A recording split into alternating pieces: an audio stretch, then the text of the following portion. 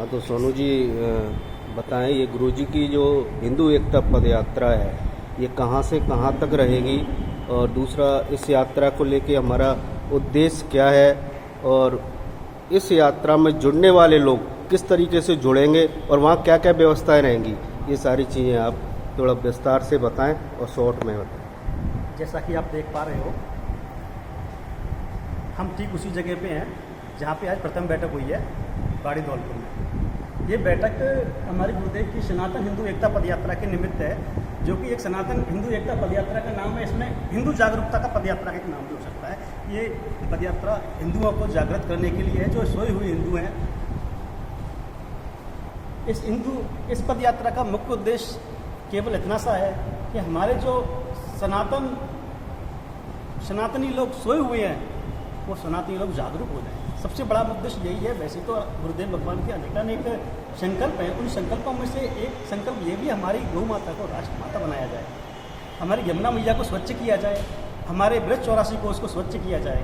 जो प्राण स्वरूप था ब्रज 84 कोष का, वो प्राण स्वरूप लाया जाए, और ब्रज 84 कोष में जो भी मांस मदिरा का वितरण होता है उस मांस मदिरा के वितरण को बंद किया जाए और हमारे भारत राष्ट्र को हिंदू राष्ट्र बनाया जाए। वहाँ जो व्यवस्थाएं होंगी वो किस तरीके से होंगी, और यहाँ से जो जाने वाले लोग हैं किस तरीके से जुड़ पाएंगे, ऐसी आपने कोई ऐसा संगठन को जिम्मेदारी या व्यवस्था आपने दी है?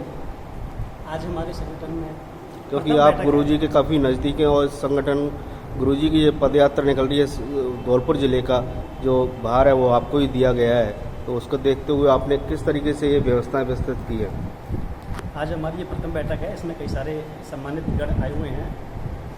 सभी सम्मानित गणों से मेरा एक ही निवेदन है, इसमें अधिक से अधिक संख्या में हमें जुड़ना है, हमें गुरुदेव का साथ देना है। हम हो या ना हो, गुरुदेव की पदयात्रा होनी ही होनी है। ये पदयात्रा एक ऐतिहासिक पदयात्रा होने वाली है, जो आगे वाले इतिहास में सुनहरे अक्षरों में लिखी जाएगी। अगर हम और आप सब लोग इस पदयात्रा के निमित्त इसके सारथी, तो गुरुदेव भगवान है ही हैं, हम उनके साथी बन जाएंगे, तो ये मान लो कि हमारा भी नाम सुनहरे अक्षरों में हो जाएगा और हम लोग एक साथ इकट्ठे होकर के उनके साथ चलेंगे, कदम से कदम मिलाएंगे, तो हमें भी बहुत अच्छा रहेगा। और हम हिंदू राष्ट्र के लिए इसलिए आगे बढ़ना चाह रहे हैं। कल हमारे बच्चे आकर के पूछेंगे, पापा आपने हिंदू राष्ट्र के लिए क्या किया? हमारे पूर्वजों से पूछेंगे, हमारे हिंदू राष्ट्र के लिए हमने क्या किया? हम हिंदू राष्ट्र के लिए वो कार्य करना चाह रहे हैं जो हो सके बांग्लादेश में नहीं हो पाया, हो सके वो पाकिस्तान में नहीं हो पाया, हो सके वो और भी कई कंट्रियों में नहीं हो पाया। हम किसी धर्म के विरोधी नहीं है, हम केवल अपने हिंदू को जगाने के लिए हैं, हम अपने केवल हिंदू सनातनों को बढ़ाने के लिए हैं। मैं बागेश्वर बालाजी गुरुदेव भगवान के श्री चरणों में हमेशा इस बात से निवेदन करूंगा, अपनी बात को रखूंगा कि हमारे भारत को हिंदू राष्ट्र बनाया जाए। चलो, अब यहाँ से जो व्यक्ति इस पदयात्रा में जाएंगे वो किस तरीके से जुड़ पाएंगे, वो सवाल मेरा वहीं की वहीं खड़ा है। तो और क्या क्या व्यवस्था, किस संगठन को आपने ये व्यवस्था दी है? हमारे साथ जो भी आज साथीगण यहाँ पे उपस्थित हैं उन सभी को हमारी एक ही व्यवस्था है कि वो अपनी अधिक से अधिक संख्या में लोगों को जागरूक करें। और गुरुदेव भगवान ने हमें एक QR कोड दे रखा है, जो पदयात्रा से निमित्त रजिस्ट्रेशन है, उसमें QR कोड को स्कैन करके पदयात्रा में अपना रजिस्ट्रेशन कराना और अधिक से अधिक संख्या में जुड़े। यहाँ से जाने की व्यवस्था यही है, कोई भी अपने साधन से जाना चाहे साधन से भी जा सकता है। पदयात्रा कात्यायनी माता मंदिर छतरपुर से स्टार्ट होकर के 15 दिन की पदयात्रा है, 10 दिन की पदयात्रा है, तकरीबन 150 किलोमीटर की। एक दिन का लगभग 13, 14, 15, 17 किलोमीटर का यात्रा है। हर एक जगह अलग अलग पड़ाव है, 10 पड़ाव है टोटल। लास्ट का पड़ाव 4 धाम मंदिर वृंदावन में है, जो बांके बिहारी दर्शन करने के उपरांत वहाँ रहेंगे।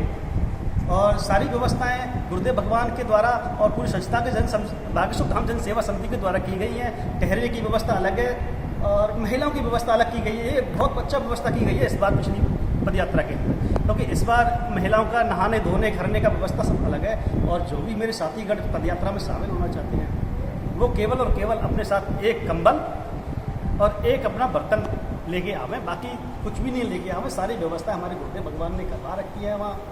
और चलने की व्यवस्था यहाँ से हो सकता है कि हम बस द्वारा भी चल सकते हैं, और वहाँ हो सकता है कि आप लोग 1 दिन के लिए जुड़े, 10 दिन के लिए जुड़े, पूरी यात्रा के लिए जुड़े, अधिक से अधिक संख्या में जुड़े। अगर आपको लगता है कि हमें हिंदू हैं, अगर आपको लगता है कि हमारा हिंदू उबाल मार रहा है, अगर आपको लगता है कि हमारे आने वाला भविष्य थोड़ा सा अंधकार में दिख रहा है, तो आप सभी लोग अपने सनातन प्रेमियों को एक साथ इकट्ठा करके इस पदयात्रा में अधिक से अधिक संख्या में गुरुदेव का साथ देवें और अपना सहयोग करें। बहुत बढ़िया।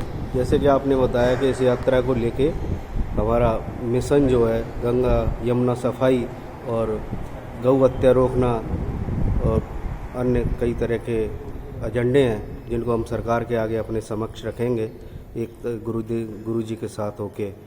और यहाँ के बाड़ी की जो व्यवस्था आपने किसको दी है, जैसे आप वहाँ रहते हो तो आने वाले टाइम में जो लोग जाएंगे, जिस तारीख 7 तारीख को नवंबर को जो यात्रा शुरू होगी, तो इससे पहले व्यवस्थित रूप से कैसे व्यवस्था होगी? यहाँ पे सभी लोग बैठे हुए हमारे एक परिवार से ही हैं। हाँ। ऐसी कोई भी व्यवस्था नहीं है कि जिसका एक का नाम लिया जाए। जो जो व्यवस्था को संभाल सकता है वो व्यवस्था को संभालेगा, जो नहीं संभालेगा उसको नहीं, कोई जागरूक जबरदस्ती करने किसी वाली को चीज़ में, जैसे जागरूक लोगों को किस तरीके से आप करोगे यहाँ बाड़ी? जागरूक तो केवल अपने आप से होना है जाने इंसान के को। लिए। जागरूक तो केवल अपने आप से होना है इंसान को, किसी के कहने से कोई जागेगा नहीं। और जो सोया हुआ है वो तो किसी कारण से जाग ही नहीं सकता। सोए हुए हिंदू को जगाना आसान है, लेकिन जो जगाया हुआ हिंदू है वो कभी जाग नहीं सकता, वो तो सोता ही रहेगा। ये तो अपने आप से चेतना आनी है, अपने आप से धर्म के लिए जागना है और अपने आप से इस पदयात्रा में शामिल होना है। लेकिन ये व्यवस्था की जिम्मेदारी मैं स्वयं भी उठाऊंगा और मेरे जो साथीगण यहाँ पे आए हुए हैं आज, उन सभी को धीरे धीरे हम सौंपेंगे सारी व्यवस्था। बिल्कुल, बहुत बहुत धन्यवाद।